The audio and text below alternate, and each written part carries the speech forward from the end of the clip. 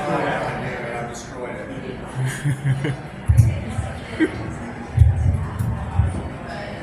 How we doing, 50 West? My name's Steve Myers. I grew up a little different. My dad, when I was younger, he taught me to think outside of the box real early. I remember there was one morning I was getting up, I was making my lunch, being proactive. I was trying to, brown bag it for the day. You used to be able to say that, brown bag it.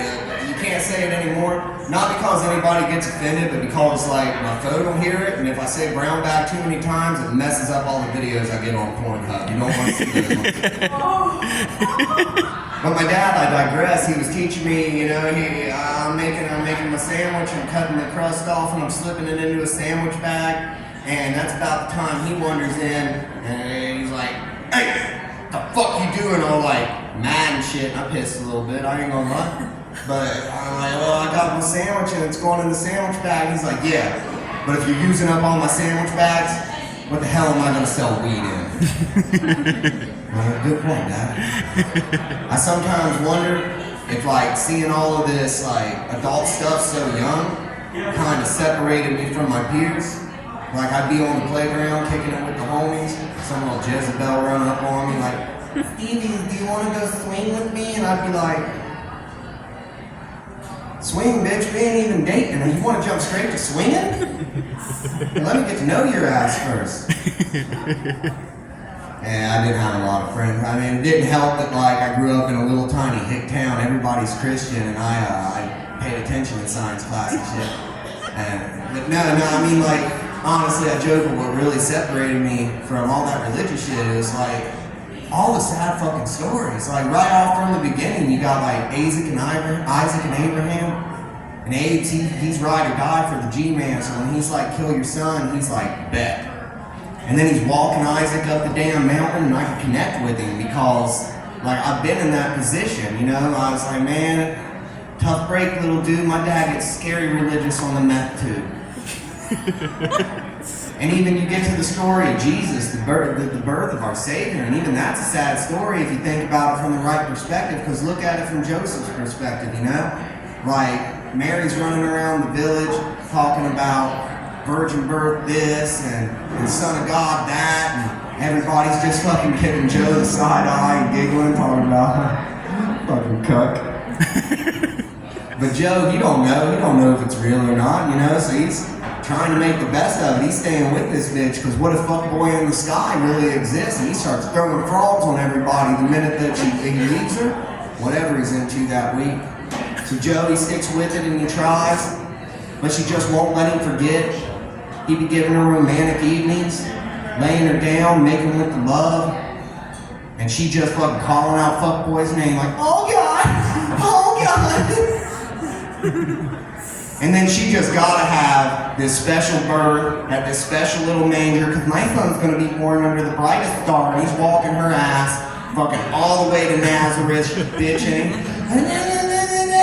You just calm down. I'm fucking getting you there. I'm taking it. It's not even on the map, Mary. It's not even on the map. You know why? Because I just started drawing it and we haven't got there yet. I invented the map and I can't be happy because of you. And then they get there, and he's got to deal with 3 wise fucking possibly baby daddies just roaming up out of nowhere. In one version they call him Maggie. No, that was a mistranslation. It was maybe, because that's what they all said. Maybe, my baby, maybe.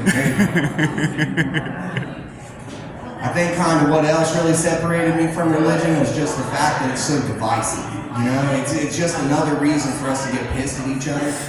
That's why I never understood all the racism in my hometown. It never made sense to me. But probably not the racism you're thinking of, fucking Jimmy Joe Jack sitting on the fucking dilapidated porch of his double wide. He got 16 and 3/8 teeth hanging out of his meth mangled mouth, and he's got a 308 taking pot shots at crows because they're black. At least Jimmy Bob is honest, that's honest racism. You know where he stands. You know you're not gonna have a beer with him, especially not a fucking Guinness.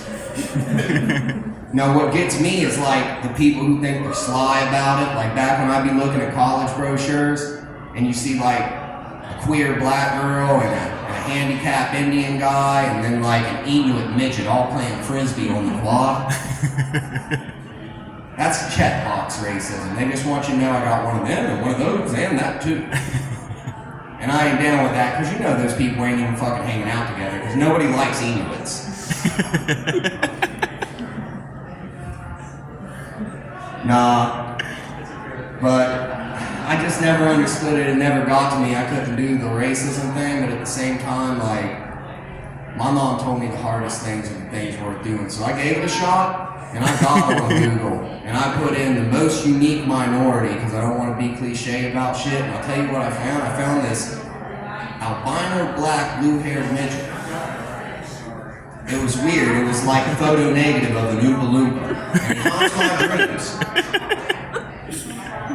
But even then, like, even with the nightmares, I couldn't draw up any hate, you know? All I could draw up is sympathy. I'm like, man, it must be hard to be, like, really so fucking you. You're the only one that's you. So I guess, like, I'm a failure. I'm sorry, Mom. I'm Steve Myers. Thank you.